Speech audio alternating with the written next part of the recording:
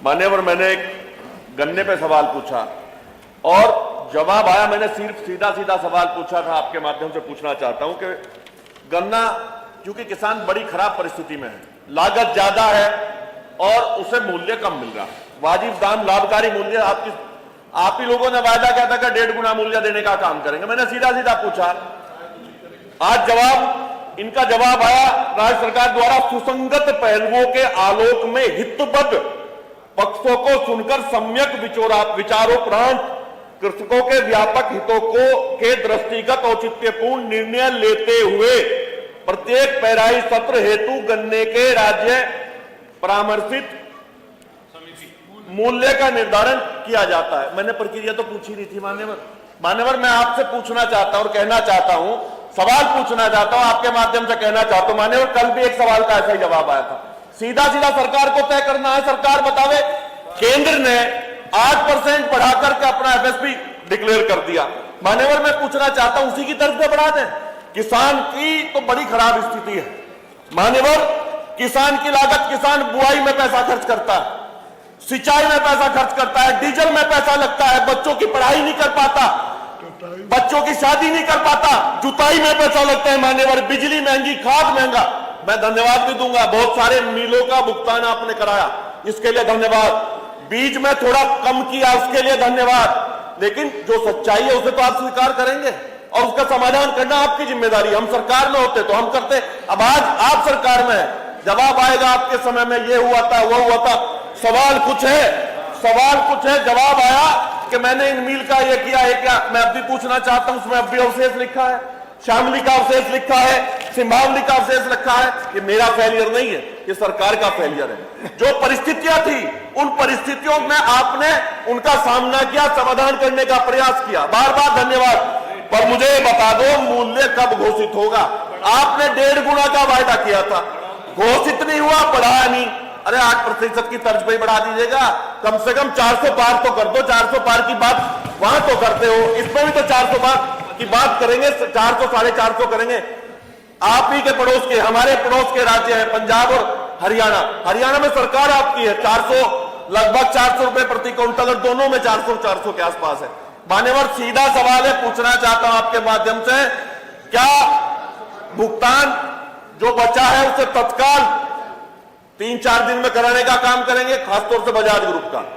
मान्यवर, दूसरा सवाल, पुनः वही सवाल पूछ रहा हूं, किसान का खर्चा देख करके, उसके कर्ज देख करके, उस आंख के आंसू देख करके, क्या मूल्य जल्दी घोषित करना और बढ़ाने का काम करेंगे? दुर्भाग्य की बात है मान्यवर, आपके माध्यम से कहना चाहता हूं।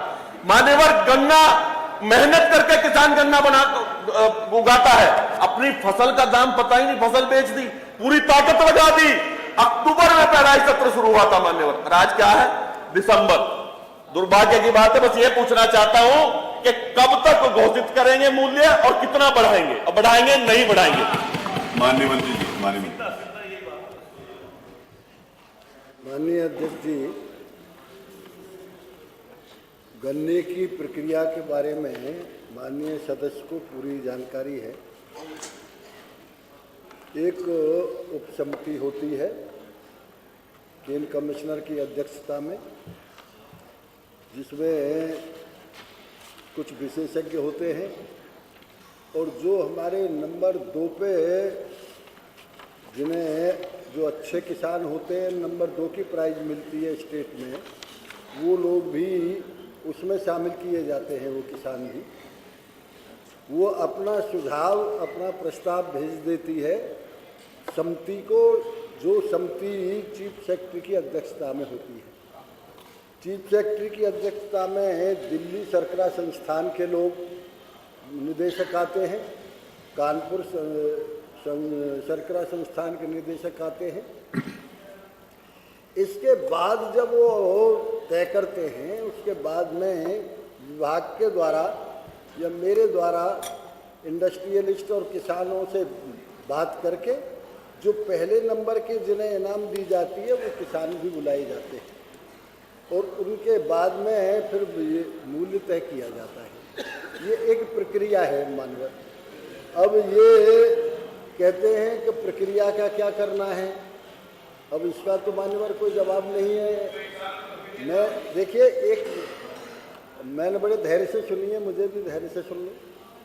तो मैं ये अनुरोध कर रहा था मानवर कि वो स्वयं भी इस बात को कर रहे हैं। यही लोग तो हैं सामने बैठे वाले। सबसे ज़्यादा आंदोलन पेमेंट के मेरठ, मुजफ्फरनगर, शामली और बागपत में ही हुआ करते थे। आज 54 फैक्ट्री ऐसी हैं जिन्होंने 100% से ज़्यादा पेमेंट गन्ने का किसान को कर दिया है उत्तर प्रदेश। मुजफ्फरनगर में भी 5 फैक्ट्री ऐसी हैं जिन्होंने 100% से लेके 140% तक पेमेंट कर दिया है। मान्यवर, कहीं पेमेंट मान लो कितना भी कोई आदमी भाव बढ़ा दे और पेमेंट ही ना हो। समय पे यदि पेमेंट हो जाए किसान का तो एक मिनट सुन। तो मैं ये अनुरोध कर रहा था, वो प्रक्रिया के अधीन है क्योंकि उपचुनाव भी चल रहे थे, उससे पहले और भी प्रदेशों के चुनाव चल रहे थे। उप समिति की बैठक 6 दिसंबर को हो चुकी है। वो अपनी रिपोर्ट भेजेगी, चीफ सेक्रेटरी की अध्यक्षता में बैठक होने वाली है। इसके बाद इसका मूल्य तय किया जाएगा। जहां आपने स्वामीनाथन की आपने कहा कि 1.5 गुने मूल्य की बात है। तुम खुद गन्ने के इतने विशेषज्ञ हो, मुजफ्फरनगर से ज़्यादा गन्ने की जानकारी इस हिंदुस्तान में किसी को नहीं है। अच्छी तरह से जानते हो कि FRP और SAP ये 2 सिस्टम चल रहे हैं गन्ने के मूल्य के आधार के। FRP पे मनवर पूरा दक्षिण भारत के जो राज्य हैं वो तय करते हैं। SAP पे सेंट्रल गवर्नमेंट हम लोग तय करते हैं, उत्तरी भारत के लोग। FRP और SAP को अच्छी तरह से जानते हो। यदि हम यहाँ FRP लागू कर दें तो किसान को और उल्टा घाटा हो जाएगा। हम तो SAP पे जो उत्तरी भारत के हमारे बिहार है, पंजाब है, हरियाणा है, उत्तर प्रदेश है, उत्तराखंड है, हम लोग SAP पे है और किसान को ज़्यादा मूल्य मिल जाता है। दूसरे नंबर, आप जो ये बात कह रहे थे हरियाणा की या पंजाब की, मैं मानता हूँ उसमें कोई संदेह नहीं है, लेकिन ये अच्छी तरह से मालूम है आपको, अकेले मुजफ्फरनगर में जितनी फैक्ट्री हैं कुल टोटल इतना गन्ना पूरे पंजाब में नहीं होता। जितना मेरठ में है फैक्ट्री है उतना पूरा गन्ना हरियाणा में नहीं होता। अब उनकी तुलना कैसे की जा सकती है? यहाँ पंजाब में जो फैक्ट्री हैं वो पंजाब की फैक्ट्री तो आज भी कुल 340 रुपये दे रही है। 60 रुपये से ज़्यादा तो सरकार उसमें मिला देती है, क्योंकि उन्होंने चुनाव के समय पे डिक्लेयर कर दिया था, इसलिए उन्होंने वो वायदा अपना पूरा कर दिया सरकार की ओर से मिला के।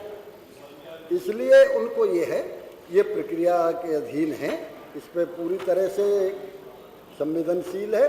और हमारा पूरा ये है, देखिए ये आपको मानना पड़ेगा आदरणीय योगी जी के नेतृत्व में, जब पूरी दुनिया में साइकिल से लेकर रेल और हवाई जहाज तक बंद थे, तब भी उत्तर प्रदेश की शुगर फैक्ट्री चालू थी। और एक गन्ना भी जब तक खड़ा रहता है तब तक उत्तर प्रदेश की शुगर फैक्ट्री चलती है। तो मैं इसलिए अनुरोध कर रहा हूँ, एक हमारा भुगतान सही समय पे हो, हमारा पेमेंट भी सही समय पे हो, गन्ने की कीमत भी ठीक मिल जाए किसान को, इसका पूरा प्रयास है। ये प्रक्रिया अधीन है। आपको तो पूरा जवाब आ गया। तो रह गया मान्यवर इन्होंने कहा कि जब कोरोना के समय मील चलता रहा, मैं यही तो पूछना चाहता हूं, उस किसान का क्या दोष था? जब कोरोना में सब कुछ बंद था, उस किसान ने अपनी मेहनत करके उस मील को चलवाने का तब भी काम किया, और मील वाले देख नहीं रहे उसकी तरफ। देश का पेट पालने का काम किया। मान्यवर, आप ही ने किसान की आय दुगनी करने की बात की थी। मैं आपके माध्यम से पूछना चाहता हूं मान्यवर, मुझे सिर्फ इतना बता दे, भुगतान तो पूरा कराने की बात आपने कही है कि जल्दी करा देंगे। मैं आपसे ये पूछना चाहता हूं, कितना मूल्य बढ़ाएंगे आप? आपने सारी बातें बता दी। नहीं, वो कैसे?